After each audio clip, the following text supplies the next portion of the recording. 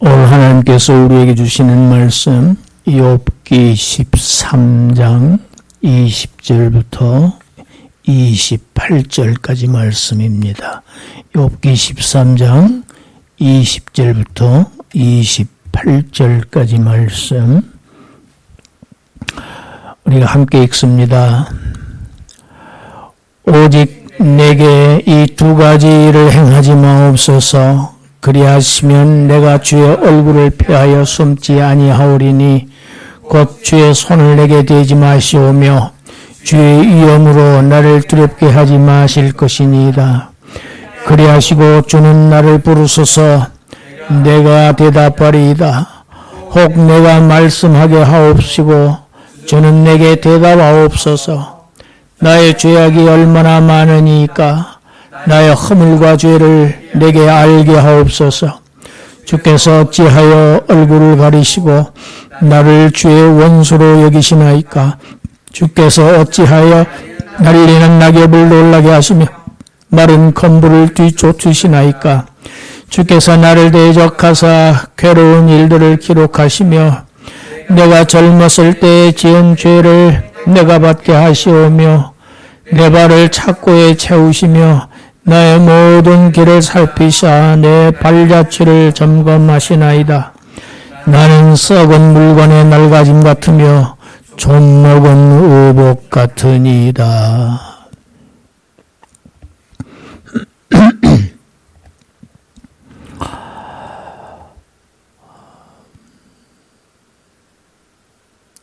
어젯밤에 이태원에서 할로윈데이 축제에 10만여 명 이상이 참석해서 좁은 골목에서 압사 사고가 일어났어요.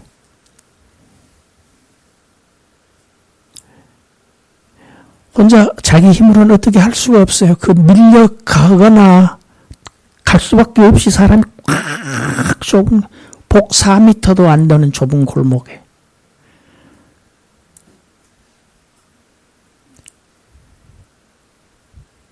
아침까지 보니까 조금 전에 보니까 사망자만 151명이에요. 아직도 중상자가 19명이에요. 사망자가 더 늘어나. 부상자도 있고.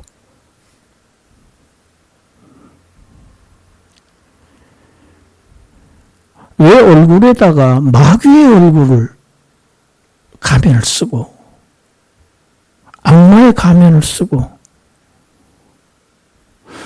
제가 그 한참 미국을 다닐 때 미국에서 우리나라는 그때까지는 그렇게 하지 않았어요. 막 그 미국에서 하더라고요.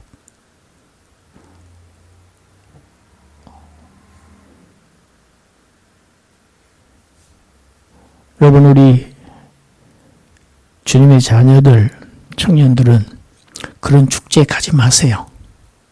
안 가시죠? 그 아이돌들이 하는 그 뭐예요? 콘서트장 그런 데서도 사고 났어요.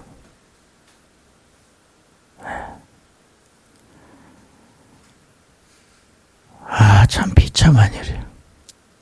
세계적인 탑뉴스가 됐어요. 세월호 다음으로 사람 많이 죽은 사건. 정말 맹랑한 사건이에요. 이건 누구의 잘못을 따질 수도 없는, 이건 무슨 죽음의 가치가 있는 것도 아니고 더군다나 전부 다 10대, 20대예요. 청년들이 정말 이렇게 바른 모습으로 살아가는 것이 주 안에서 사는 겁니다. 아멘. 청년들 뿐만 아니에요. 모든 인생의 바른 길이 주님을 따르는 길이 가장 행복하고 복된 길이에요. 세속에 그런 허황된 거기요. 지금 마약이 거기 아주 깊숙이 침투해 들어가 있어요. 이태원 쪽에. 술, 환각, 찢어지는 음악 소리 때문에, 노래 소리 때문에 사고가 납쳐서 사람들이 덮쳐 있는데도 사방군데서 여전히 음악, 노래 소리 풀리면서 누가 어떻게 하는지 외치는 소리가 들리지도 않고, 구급대 219가 거기에 들어가지를 못해요. 뚫고 들어가지를 못해요. 겹겹이 쌓여가지고 밑에 끌어내야 심폐호흡을 시킬 텐데, 못해요. 다. 아무도 손을 못 대는 거예요. 이게 무슨 일입니까?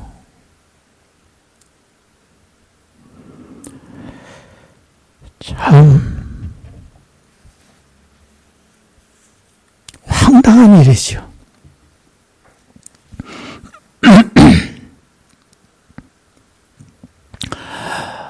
오늘 본문 욥이 이제 본격적으로 하나님께 하소연합니다. 욥이 가장 견딜 수 없는 것, 그게 무엇이었을까? 욥은 무엇을 가장 고통스러워했는가?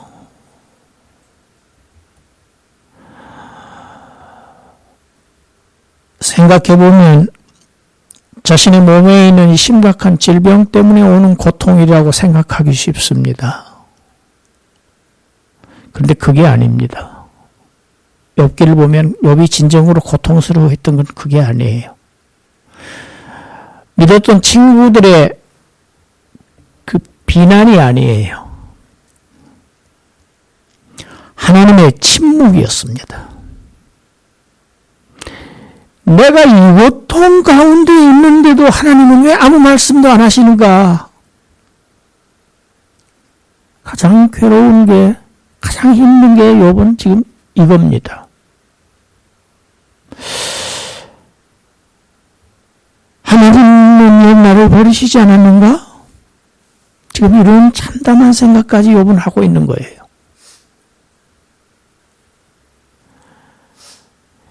예수님께서 십자가를 지실 때 가장 고통스러워하셨던 것이 무언가? 잔인하기 그지없는 형벌입니다.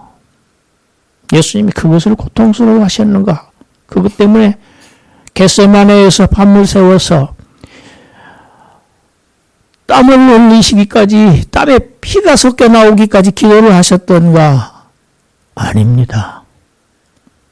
육체 고통이 아니었어요. 우리 마태복음 27장 46절 읽어봅시다.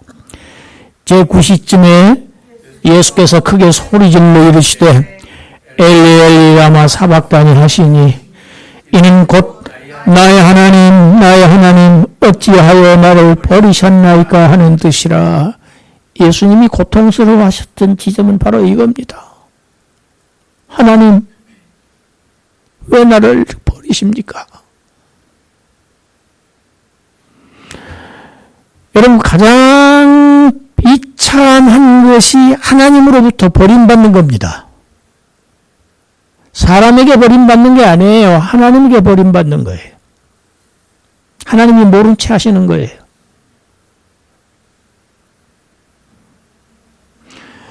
욥은 지금 하나님에게 두 가지를 간구합니다. 오늘 본문을 보면 나에게 손을 대지 마세요. 하나님의 진노의 손, 하나님이 치시는 손, 심판의 손, 그 심판으로 나를 두렵게 하지 마세요. 하나님 앞에서 벌벌 떨립니다. 현재 고통에서 구원을 지금 간절히 바라고 있습니다. 그리고 또 하나, 하나님 저를 만나주세요입니다. 하나님을 아련하기를 지금 소원하고 있습니다.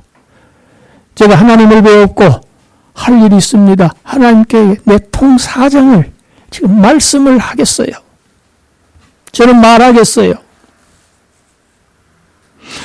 그러면 내 말을 들으시고 제발 좀 나타나 주셔서 내 말을 들으시고 내 말에 대답을 해 주십시오. 이 두 가지가 욥이 지금 하고 있는 기도의 내용입니다.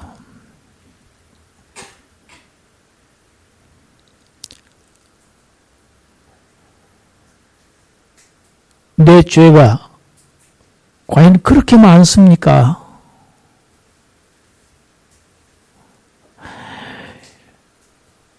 욥은 친구들의 견해처럼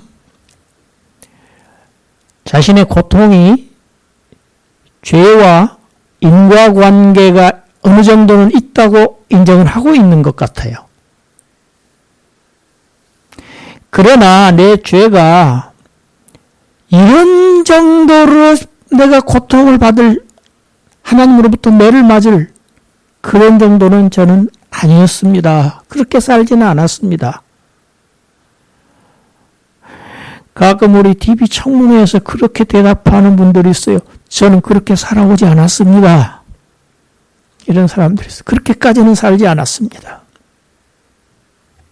작은 잘못은 했지만 자녀들을 위해서 주민등록을 법을 어겨가면서 조금 옮기고 학구 문제 때문에 그런 정도는 내가 잘못했지만 적극적으로 남의 것을 빼앗거나 부정을 하거나 그렇게 하지는 않았습니다. 나는 그렇게 안 살았어요. 이렇게 얘기하는 신문자를 가끔 듣습니다. 욥이 지금 그런 정도예요.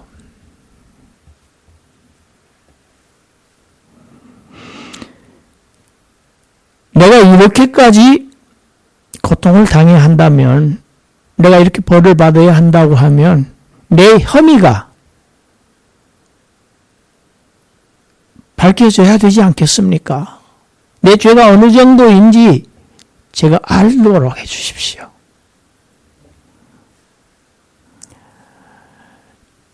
여러분, 내가 내 죄를 아는 것 같지만 나는 내 죄를 사실 모르는 경우가 많습니다. 인정하지 않는 경우가 많습니다.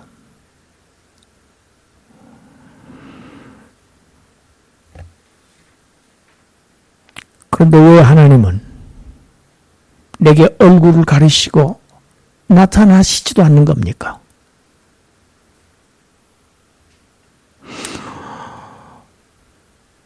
나타나시지 않으면서도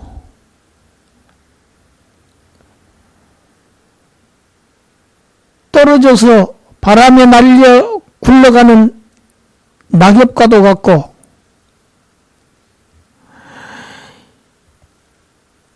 말라버린 건불과도 같은 아무 저항도 못하고 보잘것없는 이런 말을 마치 하나님의 대적이나 되는 것처럼 이렇게 가혹하게 대하십니까? 욥은 이해를 할 수도 없고 억울하기 짝이 없습니다, 지금.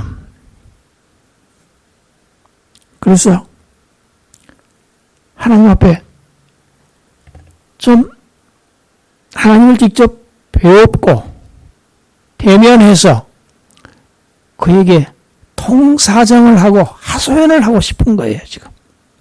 하나님의 말씀을 듣고 싶은 겁니다, 지금. 내가 지금 이런 정도로 벌을 받고 있는 걸 보면 하나님께서는 분명히 내가 젊었을 때 잘못한 일들을 다 기록해 두셨다가 이제 와서 내게 이토록 가혹하고 혹독한 벌을 내리셔서 극심한 이런 고통 가운데 나를 있게 하시는데 하나님 도대체 왜 계속해서 나를 추적하시고 뒷조사를 하시고 나를 자꾸 조사하시고 밝히시고 왜 이렇게 하시는 겁니까? 나는 썩은 물건과도 같습니다. 아주 욥은 지금 자괴감이 여러 꽉 차 있습니다. 나는 좀먹은 의복 같습니다. 점점점 쇠약해져서 점점 약해지고 점점 사라져서 점점 이제는 없어져 가는 존재입니다. 욥은 이렇게 하나님께 자신의 지금 비참한 처지를 말하고 있지만 하나님은 나타나시지도 않고 입을 꾹 다물고 계십니다. 침묵하고 계십니다. 그래서 욥은 더욱더 불안한 거예요. 더욱더 초조한 거예요. 이것은 분명히 하나님이 나를 지금 버리신 것 아닐까? 이 생각이 여기까지 이른 겁니다. 우리가 이 욥 정도까지는 아닐지라도 아주 큰 고난에 빠져 있을 때 하나님 안 보입니다. 하나님의 음성이 안 들립니다.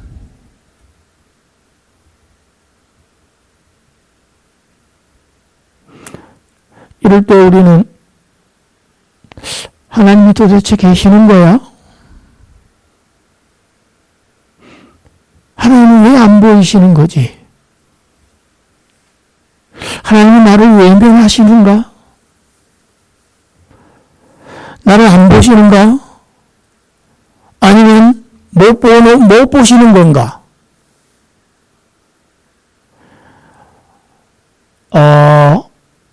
회의에 빠집니다.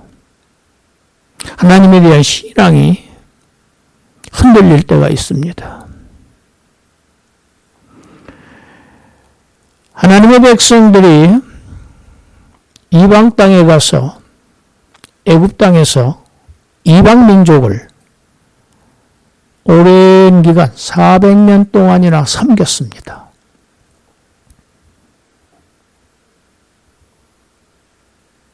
노예 생활했습니다.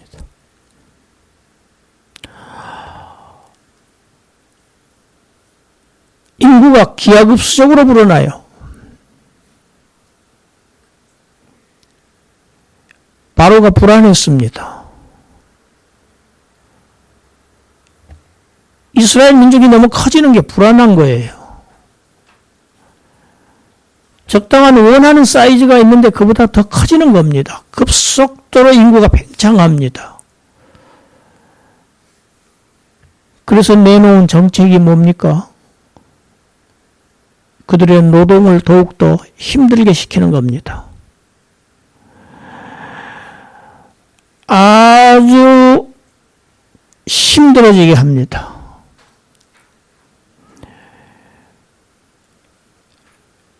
목표량을 채우지 못할 때 내려지는 채찍이 점점 더 가혹해집니다. 그렇게 해서 그들이 비명소리가 점점 커지고 부르짖습니다. 못 살겠다.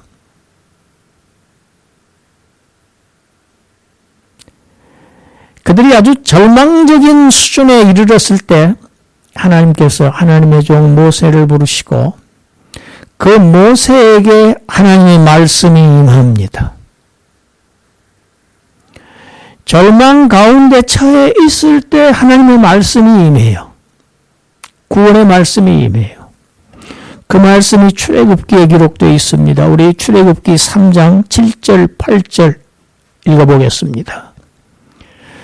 여호와께서 이르시되 내가 애굽에 있는 내 백성의 고통을 분명히 보고 그들이 그들의 감독자로 말미암아 부르짖음을 듣고 그 근심을 알고 내가 내려가서 그들을 애굽인의 손에서 건져내고 그들을 그 땅에서 인도하여 아름답고 광대한 땅, 젖과 꿀이 흐르는 땅, 곧 가나안 족속, 헷 족속, 아모리 족속, 브리스 족속, 히위 족속, 여부스 족속의 지방에 데려가려 하노라.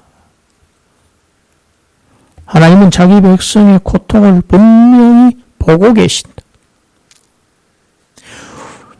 자기 백성의 부르짖음을, 울부짖음을 분명히 듣고 계시고 그들의 근심을 알고 계신다. 여러분, 하나님은 자기 백성에게서 멀리 계시지 않아요. 여러분, 아이를 낳은 어머니가 자녀를 자기로부터 멀리 떨쳐놓습니까? 그럴 수가 없습니다. 한시도 머릿속에서 이 아이가 잊혀지지를 않아요. 인간 부모도 그러할진데 하나님 아버지께서 자기 백성을 고통을 보지 않으신다? 비명을 듣지 않으신다? 사정을 전혀 모르신다? 아니라는 겁니다. 성경은. 하나님은 계획이 있어요. 하나님이 내려오셔서 언젠가 이들을 이 압제자들의 손으로부터 구출해내실 계획이 분명히 있으시다는 것을 지금 하나님의 종 모세에게 말씀으로 지금 임하고 있는 것입니다. 우리 이어서 9절 10절 읽어봅니다. 모세에게 명령하시지요. 이제 가라. 이스라엘 자손의 부르짖음이 내게 달하고 애굽 사람이 그들을 괴롭히는 학대도 내가 보았으니 이제 내가 너를 바로에게 보내어 너에게 내 백성 이스라엘 자손을 애굽에서 인도하여 내게 하리라. 할렐루야. 우리 하나님은, 여러분이 이 계획은 하나님이 비로소 이들을 보고 듣고 알고 건져내야 되겠다 하신 게 아닙니다. 먼 옛날 그들의 선조 아브라함에게 이미 이 말씀을 하셨어요. 너의 후손들이 이방 나라에 가서 400년 동안 그들을 섬기리라. 그리고 나서 내가 그들을 내가 너에게 준 이 땅, 이 가나안 복지, 이 광대한 땅, 젖과 꿀이 흐르는 땅으로 내가 그들을 인도해 내겠다. 그 언약, 그 약속의 때가 400년이 찬 겁니다, 이제. 아브라함에게 하신 그 언약을 기억하시는 하나님께서 자기 백성들을 구원하실 이게 때가 된 겁니다. 여러분, 하나님은 언약에 신실하신 하나님입니다. 하나님은 약속을 부도내신 일이 없어요. 할렐루야. 약속하시는 하나님입니다. 이제 내 백성들의 그 부르짖는 소리가 내게 도달했다. 내게 도달했어. 학대받는 것 내가 다 보았다. 내가 들었다. 내가 그들을 구원하리라. 그러니 모세 너는 바로에게 가라. 하나님의 종을 보내십니다. 구원자를 보내십니다.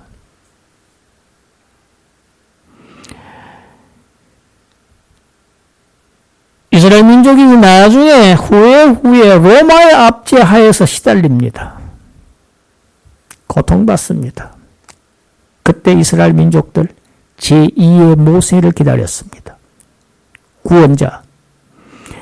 애굽에서 우리 조상들을 구원해내신 모세와 같은 그러한 제2의 모세. 메시아를 기다렸습니다. 그들이 기다렸던 제2의 모세는 바로 메시아는 예수 그리스도였습니다. 그런데 그들이 몰라보았지요. 인정하지 않았지요. 거절했습니다.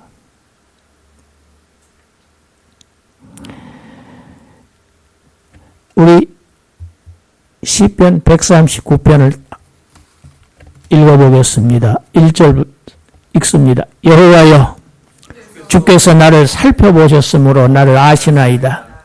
주께서 내가 앉고 일어섬을 아시고 멀리서도 나의 생각을 밝히 아시오며 나의 모든 길과 내가 눕는 것을 살펴보셨으므로 나의 모든 행위를 익히 아시오니 여호와여, 내 혀의 말을 알지 못하시는 것이 하나도 없으시니이다.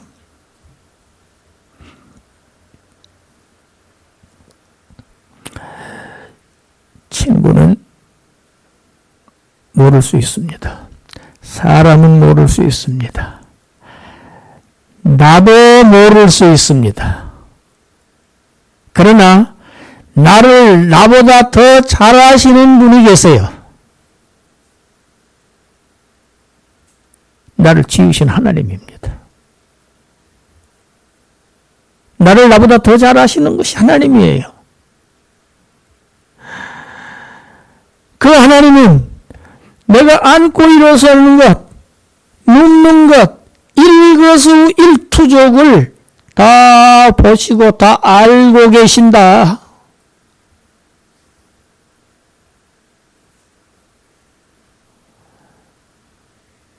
지금 무슨 길을 걷고 있는지, 위험한 길을 걷고 있는지, 아니면 지금 안전한 길을 걷고 있는지 하나님은 다 살펴보고 계신다. 알지 못하시는 것이 하나도 없다. 우리 아버지는 전능하신 아버지입니다. 할렐루야. 나에 대해서 모르는 것이 없으신 하나님이세요.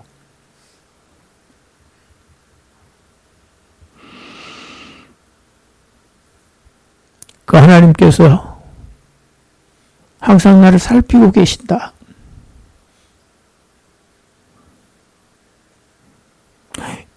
하나님께서 욥을 외면하고 계실까요? 하나님이 안 계실까요? 오늘 말씀의 제목을 제가 하나님 어디 계십니까로 했습니다. 지금 욥은 지금 그런 얘기죠. 하나님 도대체 어디 계십니까? 왜 말씀이 없으십니까? 내가 언제까지 이 고통을 겪어야 합니까?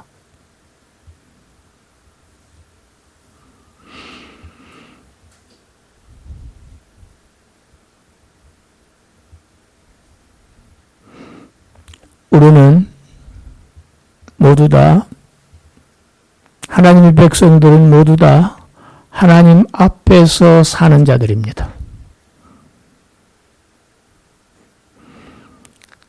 우리의 앉고 일어서는 것, 눕고 자는 것, 깨는 것, 다 하나님의 뜻 안에 있습니다. 하나님의 눈길 안에 있어요. 보고 듣고 다 알고 계시는. 사람은 몰라도, 친구들은 몰라도, 부모는 몰라도, 내 자식들은 몰라도 하나님은 나를 아신다. 밝게 아신다. 여러분, 이러면 되는 거 아닙니까?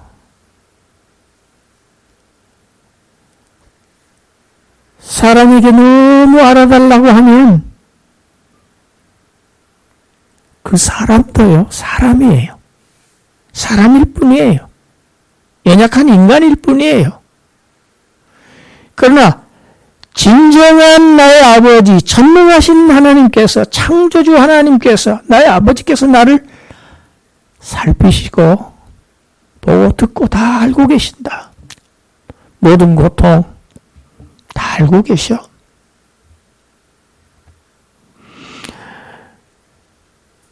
하나님 앞에서 사는 자들은 결코 절망하지 않습니다. 할렐루야.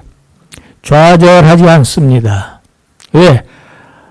살아계시는 하나님이 다 알고 계시기 때문에, 그 하나님은 나를 구원하시는 하나님이기 때문에. 할렐루야.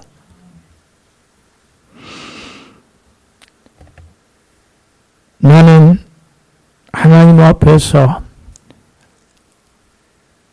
있는, 하나님 앞에서 사는 그런 신전의식이라, 하나님 앞에 사는 자.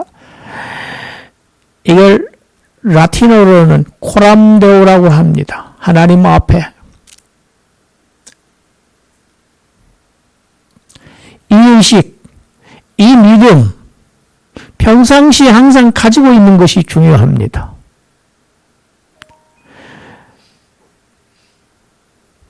큰 파도를 만나기 전에 이 믿음을 준비하는 것이 중요합니다. 나는 하나님 앞에 있는 자다. 이 믿음 가지고 있는 사람은 함부로 살 수 없습니다. 건실하고 삽니다. 경건하게 삽니다. 바르게 삽니다. 왜? 항상 하나님이 나를 보고 계시고 듣고 계시고 다 알고 계시기 때문에. 이런 사람은 항상 하나님이 구원하십니다. 할렐루야. 건지십니다. 우리는 이런 아버지를 모시고 사는 자들입니다. 거룩한 백성들입니다. 이런 아버지가 우리를 안전하게 하시고 우리를 안고, 지금도 성령 하나님께서 우리의 손을 붙잡고 이 험한 세상 지금 함께 걷고 계십니다. 항상 하나님 앞에 이 신전의식을 가지고 늘 믿음을 가지고 경건한 길을, 거룩한 길을 걸어가는 그러한 저와 여러분들이 되시기를 주님의 이름으로 축원합니다. 기도하겠습니다. 하나님,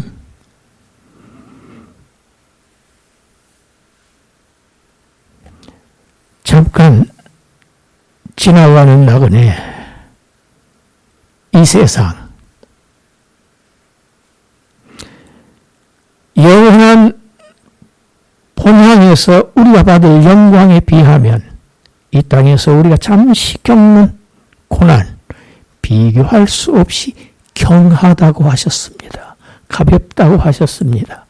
그러나 연약한 저희들로서는 힘들 때가 한두 번이 아닙니다. 그때마다 이 말씀이 우리에게 능력이 되게 하시고 우리에게 힘이 되게 하셔서 하나님은 나를 다 듣고 계시고 보고 계시고 알고 계시고 듣고 보고 아시는 하나님께서 나를 반드시 구원하신다는 확신 가지고 사는, 담대하게 나아가는 주의 권속들 되게 하여 주시옵소서. 예수님 이름으로 기도드리옵나이다. 아멘.